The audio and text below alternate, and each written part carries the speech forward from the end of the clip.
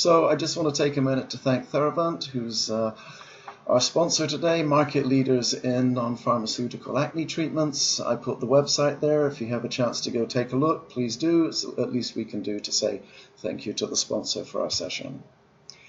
In our previous webinars, the first one, we talked a lot about intentional versus unintentional leadership. And the reason we talked about that in our first webinar is because it really rolls through into staff engagement, and it also rolls through into retaining, enthusing, and energizing and incentivizing your staff.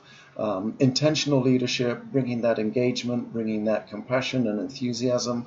We'll talk a little bit more about that, but that was the primary reason. That was our first topic.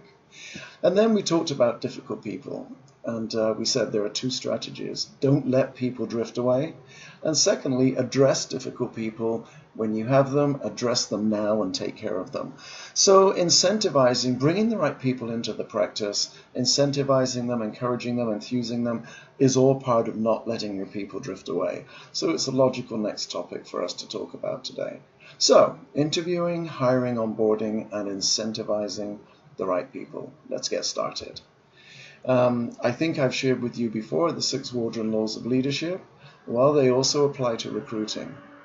Nothing is ever what it seems. When you're interviewing someone, you have to dig layers deep.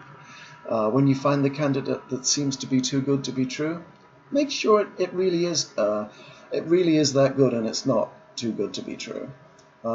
Face reality as it is. I've interviewed candidates where I've wished they were better. I wish they would fit into the whole. You go ahead and recruit them even though you have some second thoughts and some doubts. And you know what? Face reality as it was at the beginning. You can avoid those problems further down the road because there are always unintended consequences if you make an error when it comes to recruiting.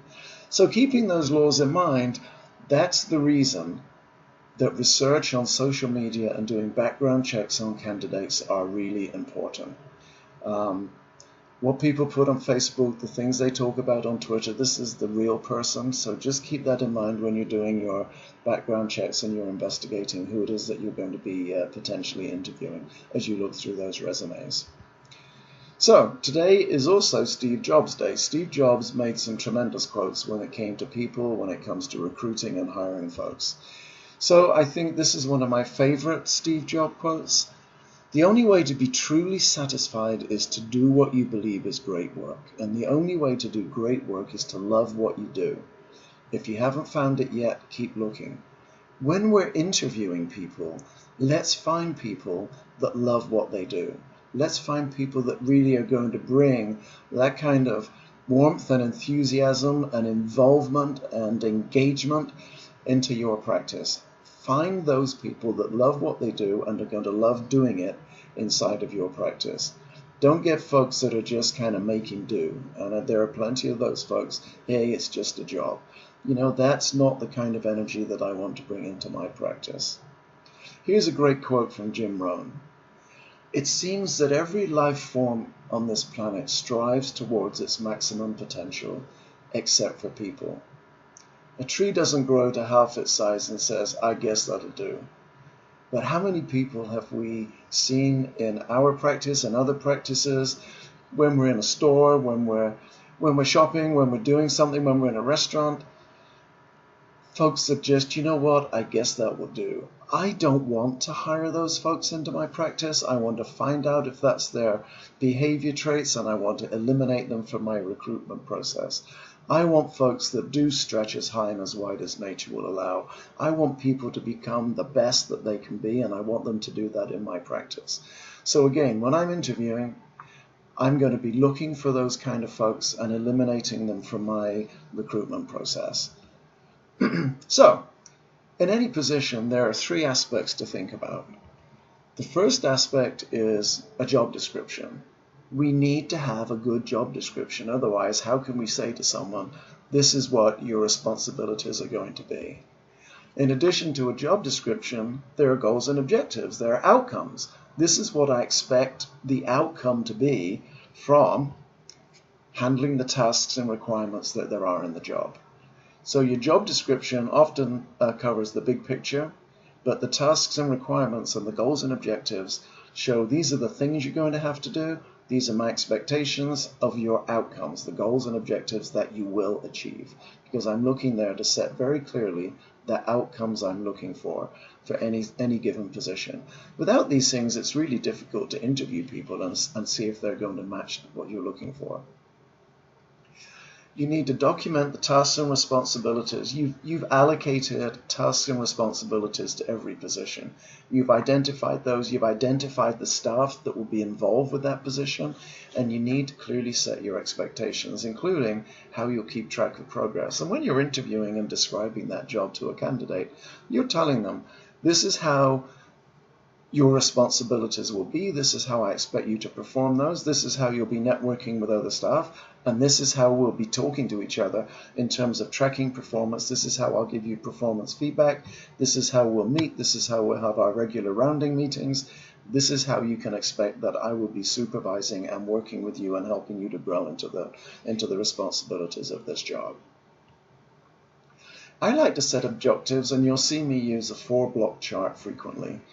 Any position has to have financial consequences. In these days, in all of our practices, we need to either generate a cash surplus or return a financial profit.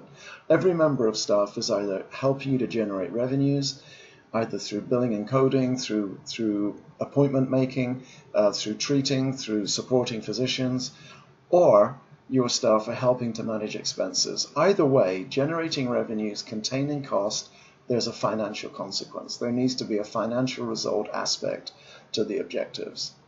We need to look at processes. How do we work? How is our practice organized? I expect everyone to contribute to process improvements. Oftentimes, process improvements improve efficiency, which means we can do more for less, either save expenses or we can handle more patients in terms of throughput. I expect the staff development roles to be set. I expect everyone to be involved in continuous improvement, either learning new technical skills, new clinical skills, new software skills, and finally, everyone contributes to the patient experience. I expect every member of staff, whether it's on the telephone, whether it's on the front desk, whether it's actually treating a patient, to make sure that they're contributing to the patient experience as well as to the clinical outcome of that patient's visit. So I like to set goals and objectives for every position based upon those 4 categories. And then when it comes to recruiting a position, a new employee for any position, there are 4 key dynamic. I call them the critical 4, and I'm sure you can all guess what they are. The first one is the knowledge that that individual, that candidate, will bring to performing the role. The second key piece is the skills, the competency, the technical competency that that person has, whether it's clinical skills, whether it's IT skills, whether it's being able to handle procurement, for example, the skills that that person can bring. And that couples with experiences. Experiences are the hands-on life experiences that that candidate has gained using the knowledge and the skills, and how did they achieve outcomes and deploying that knowledge and skill. And then the final one, of course, is the behaviors and attitudes that that individual is going to bring into the practice. And I always ask, of course, which of these is the most important? When you're interviewing, which of these has like the number 1 priority when I'm interviewing candidates? And my experience tells me behaviors and attitudes are by far and away the most important dimension to any candidate. We can always add knowledge. We can always coach and teach new skills. We can always help staff to gain more and more experiences as they work with us. But it's mighty difficult to change the behaviors and the attitudes of a candidate. So when I am interviewing, I want to know about all of these things, of course, but I'm really focusing on the behaviors and the attitude of that person. I want to make sure I'm bringing the right chemistry, the right personality into my practice to gel with the team that I've got and contribute to that team. So that to me is always the most important. And as Steve Jobs says, when I hire somebody senior, competency is the ante. In other words, I expect that person to have knowledge, skills, experience. They have to be really smart. But the issue is, are they going to fall in love with Apple? Are they going to fall in love with my practice? Are they going to fall in love with what we're trying to do here in the practice? If they do, then they'll do what's best for the practice. And that, again, if you wanted into a couple of sentences, there's the reason that attitude and behaviors are critical when it comes to interviewing and finding the right people. I like to put together a position dashboard, expanding on those 4 areas, and I'm going to make notes there of the knowledge I need, the skills I need, the experiences I need, and what are the most important behaviors and attitudes. And clearly, depending upon the role that that person is going to have, I'm going to fill out the various needs that I've got for that position. And it's going to be important to me because it's going to be part of my background when I'm building up my interview questions.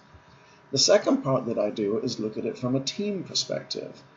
I want this person to blend into my team, to absorb my team. So I'm going to share with that candidate, with all of my candidates, here's the mission and vision that we've set for our team. Here's how we focus on skill development and continuous learning. This is what you'll participate in. This is how I expect you to become, enthused and engaged in continuous learning with our group. I'm going to set my expectations of you as a single person coming into my team. And finally, I'm going to share with you what our team culture is, because I expect you to absorb that culture, contribute to that culture, and be part of the growth of the team. I don't want to bring a new person onto my team that's going to disrupt my culture, that's not going to accept and take on board and share the mission and vision that we have. We may have high expectations when it comes to patient experience in our practice. I want you as a candidate to understand that, to buy into that, and commit that you will also respect that and deliver that in every patient engagement that you have. So I'm going to be careful here. Once I've completed this team dashboard, of course I can use it over and over. It's not like the position dashboard, which is a little bit individual to each position, but here, the mission and vision, the team culture, my expectations, these things, and my expectation that you invest in yourself as an employee in our team, these things are the same for every position that I have in the practice. So once I've got this, I can share that document with every candidate and make sure that they commit and they buy into it. And as Steve Jobs says, be a yardstick for quality. Some people, frankly, in my experience, many people, aren't used to an environment where excellence is expected. So when I'm sharing my expectations with a candidate, one of my expectations is that we strive for excellence. We do not accept second best. We strive to deliver the best patient experience, the best clinical outcome, the best business results. We want this to be a place where staff want to work, where staff look forward to coming to work every day, and where patients absolutely wouldn't dream of going anywhere else for their treatment and for their dermatological procedures. So setting that expectation of excellence, and boy, I've been in healthcare practices where that clearly was not the case, and as a patient you can tell in a moment or two if that is the case. So when you're interviewing and looking for staff, it's important to set that expectation for everyone. So I like to use a process that I call situational interviewing. It's a very dynamic, a very structured approach to interviewing, and the goal is to make a match between all of your requirements and finding the best candidate to do the job. So let's talk a little bit more about situational interviewing. What we're going to do is assess the candidate's skills, their competency, their experience, and we're going to explore their behaviors. We're going to make those lists. We've already created lists, and we're going to add to that the kind of situations that the job holder is going to have to deal with, the kind of problems we expect them to solve, the deliverables, your expectations, your teamwork expectations, all of the dashboards that we've made all become part of the building block to doing our interviewing. And then what we're going to do is we're going to take a 4-step approach to that situational interviewing. The first step, you're going to make an opening comment or an observation which introduces the topics one by one from the list. So for example, you might say to someone who's going to be on the front desk, you're going to have to deal with a whole series of patients coming to check in for their appointment. So it's important that you understand you're going to be the first face of our practice to that customer, to that patient as they arrive for their appointment. So you will set the tone and set the scene for their experience when it comes to their whole appointment. And you'll ask the candidate, so talk to me a little bit about your experiences, talk a little bit in general terms about how you greet patients, how you typically would handle that front desk responsibility. And then I might start asking the candidate to give me some specific examples, some actual situations. So, for example, tell me about the time that you had to handle a difficult patient. Tell me about the time you had to handle an angry patient. Tell me what happened when two patients arrived and they had the wrong appointment times. What if a patient arrived and came to the wrong clinic and they should have gone to the clinic, 5 miles away across the other side of town? Explain to me how you handled that situation. And use open-ended questions. Why did you do that? What alternatives did you think of?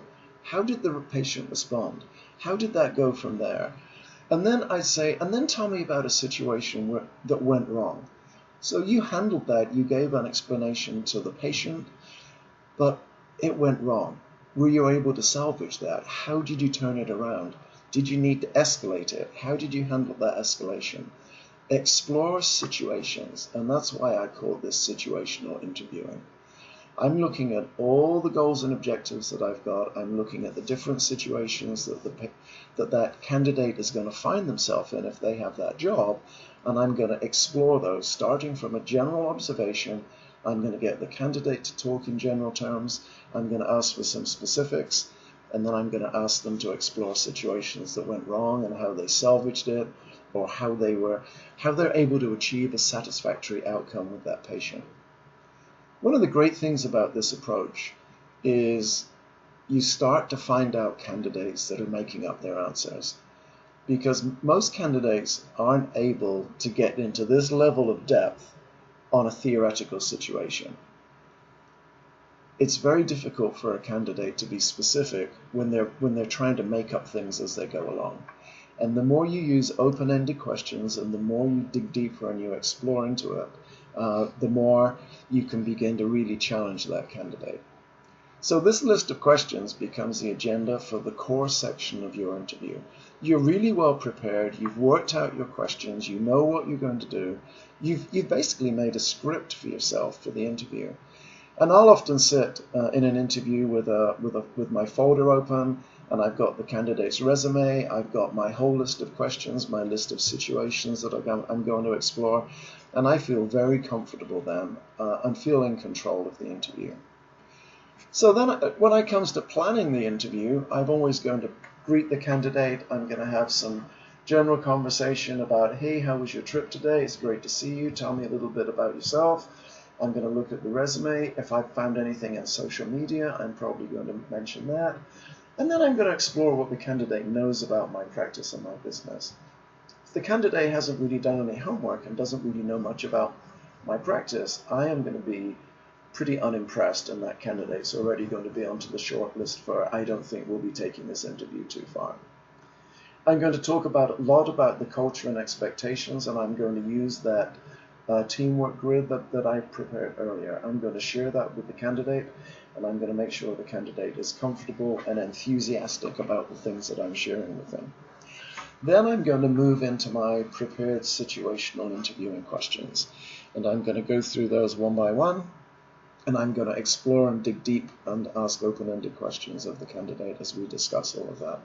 And then finally, I'm going to throw it open to the candidate for questions, and I'm going to expect that candidate to have some good, in-depth questions about the practice, about staff, about a lot of the things that we've talked about. We've talked about continuous improvement. We've talked about setting an expectation of excellence. We've talked about continuous learning and development. I'd expect questions from the candidate. I'd expect them to be interested in how previous folks that have joined and been with the practice for several years, the kind of things that they've done. I want them to have some clinical questions. I want them to have some operational questions. I want this person to be engaged and enthusiastic and wanting to come and join my team and my practice. So in an interview, who does most of the talking? If the questioner is doing most of the talking, you don't get the opportunity to listen and explore the candidate. Oftentimes, one of the most powerful things in an interview is a few moments of silence.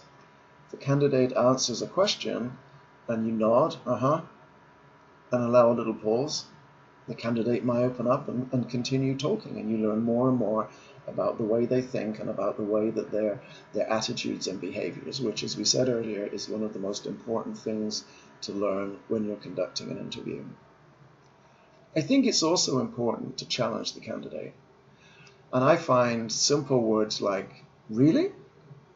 If a candidate tells you something and it seems like it's a little bit more than you expected to hear, saying something to the candidate like, wow, that's amazing. How did you manage that? And I have actually used in interviews the phrase, I don't believe you. Remember those Waldron laws? If something seems to be too good to be true? I interviewed a candidate once who claimed to have completed such a huge volume of sales activity this was in a sales situation, obviously. I said to the candidate, I just don't believe you. I don't think it's possible that you could have achieved that. And the candidate immediately started backtracking. Well, actually, I was a member of a team. That was what the whole team did. I said, oh, now it begins to make sense. What was your role in that team? What did you actually deliver? And then you discover that the person being interviewed didn't actually achieve those things at all, but was in the back office responsible for providing documents and was an internal support mechanism for the sales organization. So the more you challenge the candidate, the more you really begin to understand. And of course, if the candidate holds up and is able to deliver more and more information that convinces you that it's real, then that's tremendous. And that's when I congratulate the candidate on doing a tremendous job. And like, wow, that sounds like that could be really interesting for our team. I really like that. I think that sounds really interesting. So challenging the candidate can end up in a situation where you convince yourself you've got the right candidate, and it can also help you to weed out the candidate that you really don't want to have. So challenge the candidates. I think additional interviewing techniques that are really helpful, taking a candidate on a tour around the practice. That's a great opportunity for more relaxed conversation, and again, I'd expect a lot of questioning from the candidate as he's exploring or she's exploring the facility and what you've got in the practice. An inbox exercise is a pretty neat way of understanding a candidate too, depending on the kind of position you're interviewing for. If you've got an inbox and you say, hey, this is typically the kind of thing you're going to find in your email every day, how would you go about handling? And you can have hard copy of maybe a dozen different interviews with different problems and challenges, and have that candidate explain back to you how they would handle each one, how they will prioritize them, which ones they would escalate, etc. It's a great way to understand the logical thinking in a candidate. Something else that I've always really enjoyed too is a team interview. I'll interview some candidates and then I'll say to maybe my supervisors, or I'll say to several of the clinical staff, here's a couple of candidates that you will be working with. I'd like you to spend some time with them, and then I'm really interested in your feedback. And I've used that very effectively, and when you do that, of course, you have to pay very careful and close attention to the feedback from the team. But I've used that approach to weed out candidates who came across very well in a first interview, but then their behavior when it came to working with the team became arrogant, became much less of a team-invested player, and much more of a it's all about me kind of a player.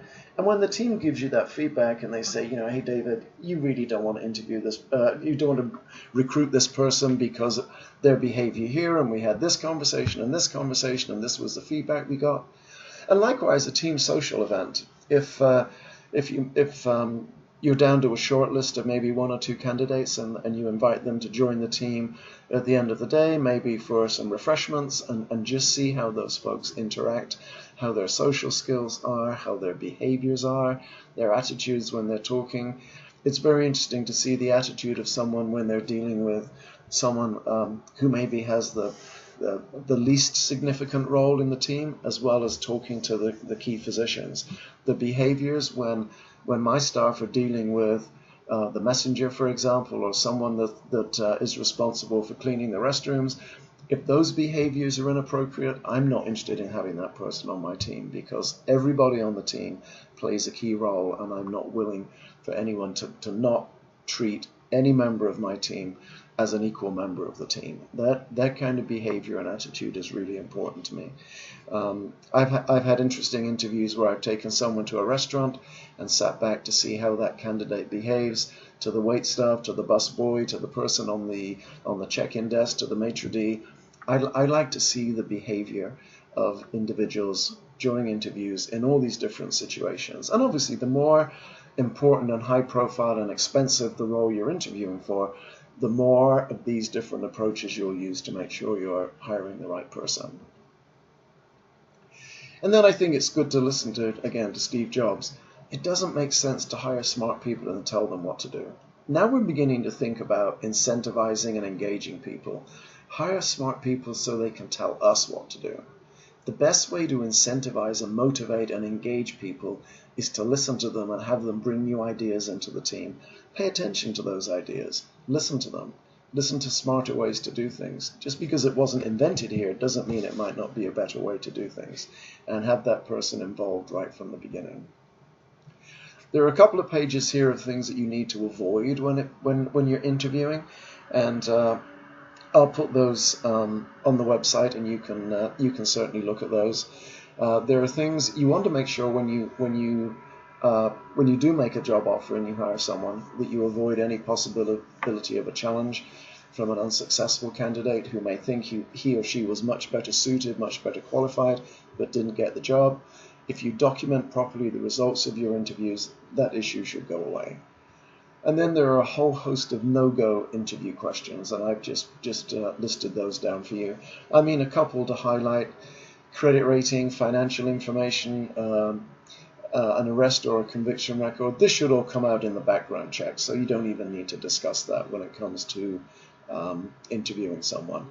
And when it comes to political, religious, sexual orientation, again, a lot of these topics, just steer clear of those, and you should never have any problem when it comes to the being challenged for the way that you've conducted your interviews.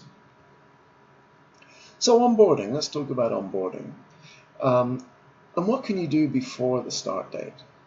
I've worked with groups where everybody that was involved in the interview sent the successful candidate an email congratulating them. We're looking forward to having you on our team. If I can help you with anything, please phone or email me before you start. It's great to have a welcome packet, something that gives the candidate all the information they need. I mean, how many times have we seen new candidates arrive on their first day on the job and, oh geez, I forgot you were starting today. Come on in, let's grab you a cup of coffee. What a great way to start someone off. People start their first day on a new job, they're excited, they're enthused, they're nervous, they're apprehensive, they're anxious to get started, and as we all know, you only have one chance to make a first impression. Well, that's equally true on the new employee as well as it is a new employee making that first impression on us. So think carefully, what can you do before the start date to have that candidate enthused and looking forward to begin? Have a welcome packet. Here's all the information you need. Here's information on benefits. Here's information on what to do when you need something. Here's an organization chart. Here's everyone's name. Here's their phone numbers. Here's everything you need for your job. Here's where the restrooms are, the coffee room, the break room, etc., etc. A 30, 60, 90-day development plan. Here's how we're going to work with you as you develop and start your new career working with us. Here equally are the goals that we want you to achieve in those 30, 60, 90 days. And I love to assign a mentor or a newbie buddy. Someone, okay, this is Susan. She's going to take care of you as you get oriented and you get started. Anything you need, go to Susan. Susan takes care of all of our new staff. And I'm going to reiterate communicating our values, our mission and vision, all of the things that we had in our team 4-block chart. I am going to be reinforcing. I'm probably going to give a copy of our mission and vision statement. I'm going to make sure that our values are fully understood, and I'm just going to be reinforcing that every time I'm rounding and chatting to the new candidate and the new employee as they get started. I shared this chart with you On the previous presentation, I call it the Valley of Despair. This chart is looking at change management. There's no bigger change in any employee's life than starting a new job. So if you don't handle that onboarding in the right kind of way, that employee can fall down into the valley of despair and like, oh my Lord, why did I take this job? What have I gotten myself into? Why is it working out like this? I was so excited about this job, and now it's like, oh my goodness, I don't know why I'm here. I am disillusioned. I can't see myself here in the future. Did I really take this job? Like, what was I thinking? And if you can either make sure that person doesn't drop into the valley of despair, or if you sense it, sit down with them, pull them through it, talk them through it. Sometimes it happens because people think they've bitten off more than they can actually chew in this job. You know, boy, I knew this was a big promotion for me to move up to this level of a job. Now I'm here, I'm not sure I can do it. Well, that's where coaching, mentoring, supporting really comes in. And that's where that newbie buddy can really help that person to get their arms around the job.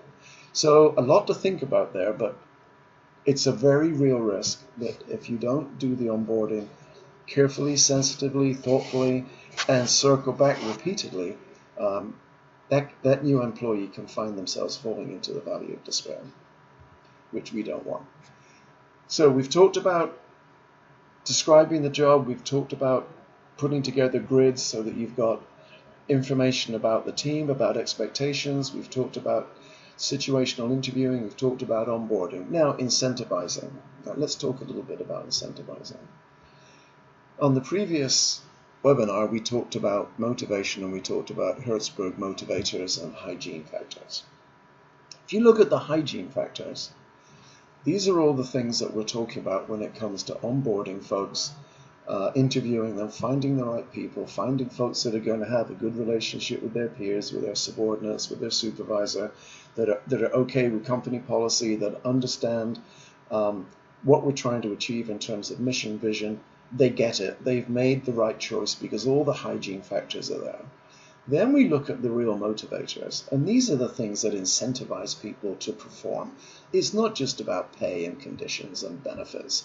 It's all about having the opportunity for personal growth, advancement, the level of responsibility, thinking that the work itself is satisfying and I'm achieving something. And Lord knows, in healthcare, we have the opportunity to achieve tremendous outcomes every day. And recognition, getting recognition for the achievements we make, these are the real incentivizers for people to do a great job within the scope and the reach of their job. So really think about that and think about when it comes to onboarding, I'm making sure that all of my hygiene factors are covered. I want that person to feel comfortable and satisfied. These things are, as it says on the slide, they're a launch pad. In themselves, they don't motivate, but if they're not there, they demotivate. These are the things that help to get someone down into the valley of despair. The points above the top there, these are the things that help people to take off in their job and are incentivizing them to deliver the level of performance that you expect and to deliver the level of outcomes that match and exceed our expectations. So let's think about that in terms of the culture of your team, because what we're talking about is a culture where, as Steve Jobs says, excellence is expected, where you allow people the opportunity to share ideas to do things better, smart people telling us how to do it rather than us telling them. So in a high-performing team, the culture of that team is everyone understands the mission. That's why when we do our 4-grid chart for the team, we're explaining the mission, we're explaining our values, beliefs, and behaviors. Everyone has pride in what they contribute, and they also recognize and have pride in what everyone else contributes. Everyone trusts each other. There's a happy working environment. There's open communications. People share and hold each other accountable. Everybody in the team expects themselves to do a great job, and they expect everyone else to do a great job. And they expect to work together so that the whole team grows and shares the successes that they achieve. That's the kind of culture that we want to develop. And when we bring a new person into our team, we want that new person to blend into the culture and contribute and share all of these things along with the rest of us on our team. When employees respect each other and get along, it's amazing how productivity increases morale increases, and employees are more courteous to customers. Courteous to customers is all part of the patient experience. One of the biggest criticisms that I ever see in Press Ganey survey results, for example, when it comes to patient experience, is the way the patients are treated as human beings by our staff and by our doctors. You remember, intentional leadership is everyone intentionally doing things as an example to lead the team, including our physicians, including our physician assistants, our practice managers, supervisors, administrators, right down to every single employee in our team has the right to expect that each of us is courteous to customers, respect each other, and we achieve a workplace of productivity, of good relationships and harmony and enthusiasm and, frankly, happiness. If we can be happy, it makes a world of difference. As Bob Borges said, and this is a great quote, many factors contribute to job satisfaction, some of which you control and some of which you can't control. But I've come to realize the best employees want to feel they're part of a shared mission and a company where they can grow. Providing that isn't just good for employees, it's good for your company. Because who doesn't want employees who are constantly producing challenging and innovative work? That's what we all want. We want people that are engaged, are willing to say, hey, I've got an idea for a better way of doing things. I've been thinking about this, and here's my suggestion. And I've discussed it with a couple of my co-workers, and we think it's worth looking at because we think it would really improve the way that our workflow works, or it would help to patient satisfaction, etc. That's what we want from people. So that's the kind of culture that we need to develop and promote and continually talk about and continually expect.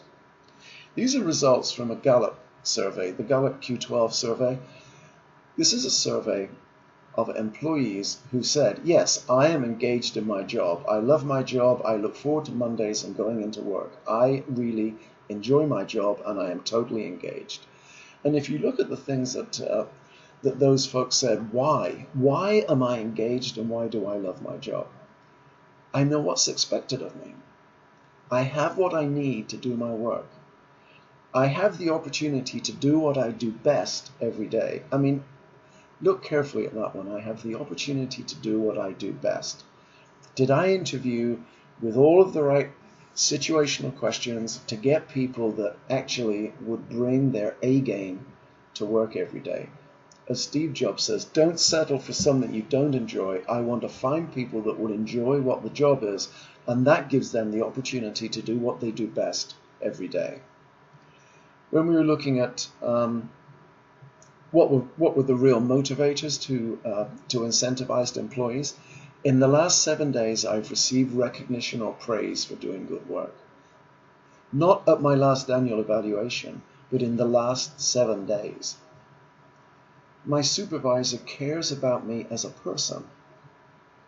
These are so simple, and yet these are the reasons why employees say I'm really engaged in my job. There's someone at work who encourages me. At work, my opinion seems to count, which means someone is listening, which means someone's asking, which means someone's rounding and talking to me. The mission or purpose of my company makes me feel my job is important. What could be more important than working in healthcare and helping patients feel better about themselves, get better outcomes, get better health? In our cosmetic business, patients go out feeling delighted because they look great, they feel great. If we can't understand that mission and it makes our job feel important, then shame on us. I think the next one, my associates or fellow employees are committed to doing quality work. In other words, we don't tolerate people that don't have the same mission that we do, that don't have the same high expectations of excellence that we do. We don't tolerate that in our team. I have a best friend at work. And I've had opportunities to learn and grow, and in the last 6 months, someone has talked to me about my progress. Gallup called these the elements of great managing. And I think if we take things that create engaged and incentivized and enthused employees, and we deliver those and we expect them, we've created a great management approach for ourselves, and we have the foundations for creating an incentivized team of staff working in our practice. So trust. If the staff trust you, that's again part of the culture. We said when we were talking about culture, everyone trusts each other in the team, and that starts with you as a leader in your practice and in your team. Get to know your folks' hearts as well as their minds. Keep your promises. Maintain confidences. When someone's away, don't talk about them. Don't tolerate other people talking about them. Have integrity. Show that. Display real interest in your staff and back up your staff. Because nothing erodes trust in a leader faster than broken promises. It really doesn't. So the culture of high-performing teams. Enthusiasm. Bringing that enthusiastic yourself, setting the expectation by showing the example of being enthusiastic about even the most menial tasks, because they all have to be done. And if the tasks are done cheerfully, happily, with a smile, you know what? They get done quicker and they get done well, and then we move on to the things that we really enjoy. There are 3 things about enthusiasm. It's a choice. You can choose to be enthusiastic. You can show up into the practice and you can be boring, you can be dull, you can be disengaged, or you can actively choose to be enthusiastic in the way you present yourself, in your body language, in the way that you speak with folks. Because enthusiasm is infectious. If you're enthusiastic, other people will catch the bug, the enthusiasm bug. And enthusiasm sets the tone for the culture you want in your team. When the next patient arrives, you want the staff to be enthusiastic. You want them to greet that patient. You want them to be, oh my God, not another patient. No. Hey, we're delighted you're here. We're looking forward to taking care of you today. My name's David, and I'm going to be checking you in, please. And then the enthusiasm is there, and it just carries forward throughout the whole of that patient episode. Be so happy that when others look at you, they become happy too. What a great definition of enthusiasm. What a great definition of where do I personally want to go for treatment? I want to go somewhere like that. Somewhere where the staff are engaged, they're motivated, they're enthusiastic, and they're happy doing what they're doing. As Steve Jobs says, technology is nothing. What's important is that you have a faith in people. They're basically good and smart, and when you give them tools, they'll do wonderful things. Those are the people that we want to recruit and hire into our practice. So delegation, how do folks learn? How do the next generation of leaders and supervisors in your practices learn? They learn through assignments, 70% according to the Center for Creative Leadership. Learn through delegated responsibilities and stretch projects. So again, incentivizing people, giving them the opportunity to grow, the opportunity for bigger projects, delegated responsibilities. Really important. Because keep in mind, our function as leaders is to produce more leaders. And I think Ralph Nader made a great quote. I actually took that photograph is a photograph I took outside of a conference out on the West Coast in the US. So let's look at it from the other perspective. Where do leaders lose the plot? The missteps that managers take, which stops them from being fully effective. And it's no surprise they are exactly the opposite of the things that were highlighted by the employees in that Gallup 12 survey. Not recognizing employees, not giving clear direction, not meeting frequently. And obviously, if you take credit for someone else's ideas, that immediately kills trust as well as it kills everything else in the relationship. And this is from a survey that was published in the Harvard Business Review. So keep that in mind. The things that make you a good leader, if you don't do them, make you a bad leader, and you lose the staff. You lose the motivation, you lose the support and the belief and the trust of the staff. So a final thought to leave with you all, and I'm going to look to see if there are any questions on the question chart. I do not see any questions, so if anyone does have a question, this is an opportunity to post that. But the final thought I wanted to leave with you, if you find these webinars to be helpful and interesting, we will be having an annual meeting in June. It will be in the beautiful countryside in Sedona. We've made a block booking at the new Sedona Marriott Courtyard Hotel there. We'll be having a 3-day meeting. Take a look at our website, take a look at the content of the meeting. There will be a lot of leadership as well as business topics, as well as financial topics, and talking about investment and return on investment, as well as building